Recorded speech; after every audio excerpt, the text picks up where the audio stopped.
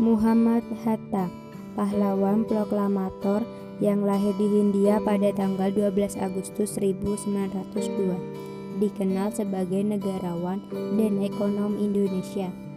Muhammad Hatta merupakan Ketua Perhimpunan Indonesia pada tahun 1926 sampai 1931.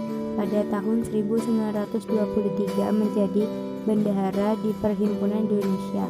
Pada tahun 1926 diangkat menjadi ketua di Perhimpunan Indonesia. Pada tahun 1931 mengundurkan diri menjadi ketua Perhimpunan Indonesia.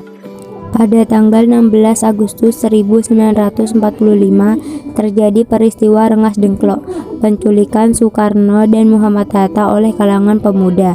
Pada tanggal 17 Agustus 1945 Soekarno memproklamasikan kemerdekaan.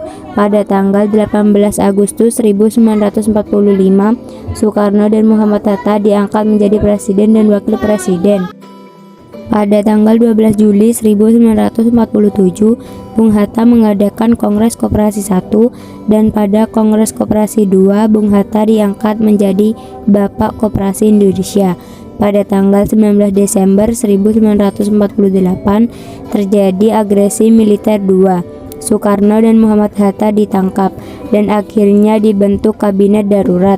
Pada tanggal 14 Juli 1949, Mr. Syarifuddin Prawiranegara atau Ketua Kabinet Darurat menyerahkan kembali mandatnya kepada Muhammad Hatta sebagai Wakil Presiden dan Perdana Menteri. Muhammad Hatta mengirimkan surat kepada Ketua DPR Sartono yang berisi ingin mengundurkan diri dari Wakil Presiden. Pada awalnya DPR tidak menyetujui permintaan Muhammad Hatta.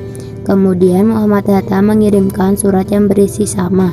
Akhirnya pemerintah menyetujui pada tanggal 30 November 1956.